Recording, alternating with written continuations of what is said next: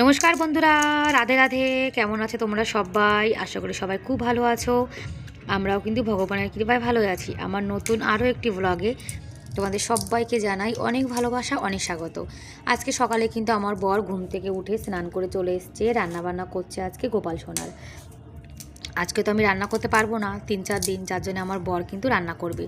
মশলাটা পিষে নিয়েছে, আদা জিরে শুকনো লঙ্কা, এদিকে ফুলকপি ভাজা বসিয়ে দিয়েছে। আজকে ফুলকপি আলুর ঝোল করবে, আর আমি করব আমাদের জন্য আলুর পরোটা আর মুসুরির ডাল। ছেলে স্কুলে যাবে, যার জন্য কিন্তু সকাল সকালই রান্নাবান্না শুরু করে দিয়েছি আমরা দুজনেই। আর এটা কিন্তু নতুন আলু, জানো তো, নতুন আলু খেতে কিন্তু দারুণ লাগে, স্বাদটা খুব সুন্দর। আজকে আলুর পরোটা বানাবো, যার জন্য আলু কিন্তু সেদ্ধ করে রেখেছি। আর একজনকে বলেছি হলুদ দিতে, সে কতটা হলুদ দিয়েছে। আজকে ছেলে বলেছে আলুর পরোটা নিয়ে যাবে স্কুলে, যার জন্য কিন্তু আলুর পরোটা বানাবো। আর করব মুসুরির ডাল। মুসুরির ডাল করব দুপুরে খাওয়ার জন্য, কেননা গোপাল সোনাকে তার ভোগ লাগানো যাবে না মুসুরির ডাল দিয়ে, যার জন্য। আর শীতকালে কিন্তু স্কুলটা একটু লেট করে হয়, মানে আধা ঘন্টা লেট। এখন 8টার সময় যায়। আর রাত্রিরে যে বাসনগুলো মেজে রেখেছিলাম সেগুলো এখন সব রেখে দিচ্ছি। আর রাত্রিরে জানি তো রান্নাঘরটা পরিষ্কার করে এঁটো বাসনগুলো মেজে রেখে দিলে সকালে কিন্তু রান্না করতেও ভালো লাগে। আর ঘুম থেকে উঠে যদি এঁটো বাসন দেখি, তখন ইচ্ছা হয় না যে ঠান্ডা জলে হাত দিয়ে বাসনগুলো ধুয়ে রাখি।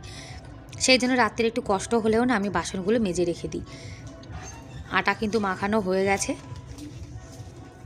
আর এখন একটা পরোটা বানাবো আমার ছেলের জন্য, আর যখন আমি খাবো তখন আবার বানিয়ে নেব। মানে আমি না, মানে আমরা, আমি আর আমার বর। আর গোপাল সোনাকে কিন্তু সকালে অন্নসেবা দেওয়া হবে। ওই যে সকালে ভাত করেছি।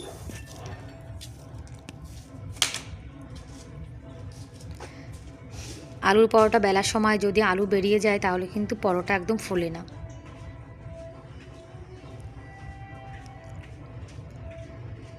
আর আলুর পরোটা তোমরা কারা কারা খেতে পছন্দ করো কমেন্ট করে কিন্তু জানাতে পারো।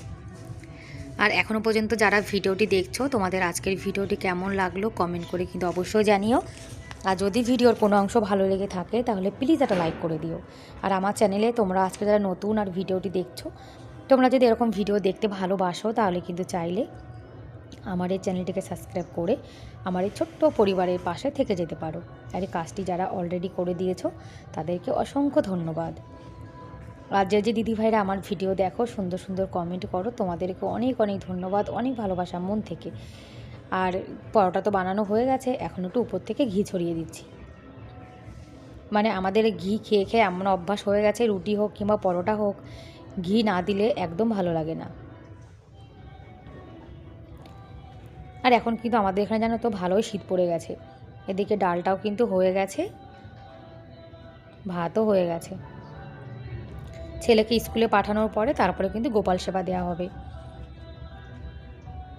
আমার সোনা কিন্তু রেডি হয়ে গেছে, দেখো। এখন তো বড় হয়ে গেছে, একাই চলে যায়, একা একাই মানে বাসে উঠতে পারে। আর এই যে আমার গোপাল সোনা সকালে সিম্পল নিরামিষ খাবার দাবার, ফুলকপি আলু ঝোল আর অন্ন। তারপরে আমি চলে এসেছি, এখন একটা চা বানিয়ে নেব। মানে গোপাল সোনাকে সেবা না দিয়ে জানো তো আমরা কিন্তু কিছুই খাই না। শুধু ছেলে স্কুলে যায় তাই ও খেয়ে যায়, তাছাড়া আমি আর আমার বর কিন্তু গোপাল সোনাকে সেবা না দিয়ে চাও পর্যন্ত খাই না।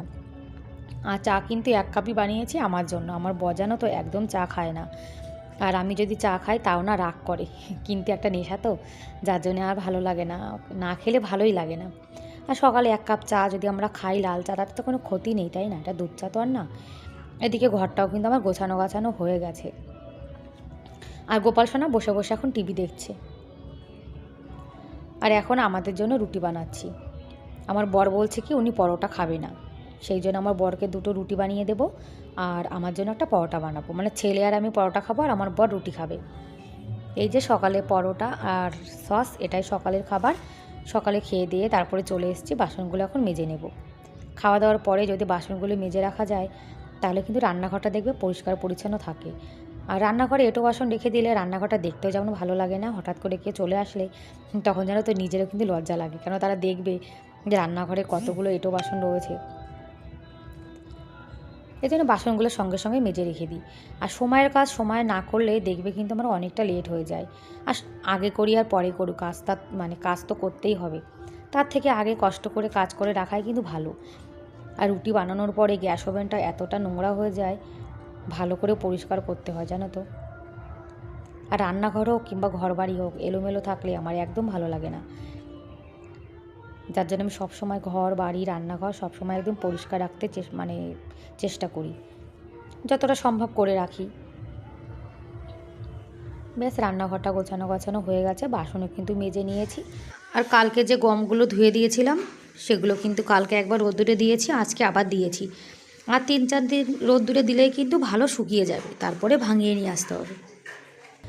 আর এখন টুকিটাকি অল্প কিছু জামা কাপড় আছে সেটাই নিয়ে উপরে চলে এসেছি। ছাদের পরে কিন্তু ভালোই রোদ আছে, এখন তো নভেম্বর মাস, যার জন্য রোদ ভালোই উঠেছে। আর যখন জানুয়ারি মাস পড়বে তখন কিন্তু আমাদের এখানে একদম রোদ উঠবে না। মানে রাজস্থানে শীতও যেমন বেশি পড়ে, গরমও সেরকম বেশি পড়ে। আগের দিন যে ডিজেতে গেছিলাম নাচ গান দেখতে, তাই শাড়িটা পরে গেছিলাম, যার জন্য ধুয়ে দিয়েছি। ব্যাস বন্ধুরা, তাহলে আজকের মতো এ পর্যন্তই, দেখা হবে পরের ভিডিওতে। ততক্ষণ তোমরা অনেক ভালো থেকো, অনেক সুস্থ থেকো। Bye bye.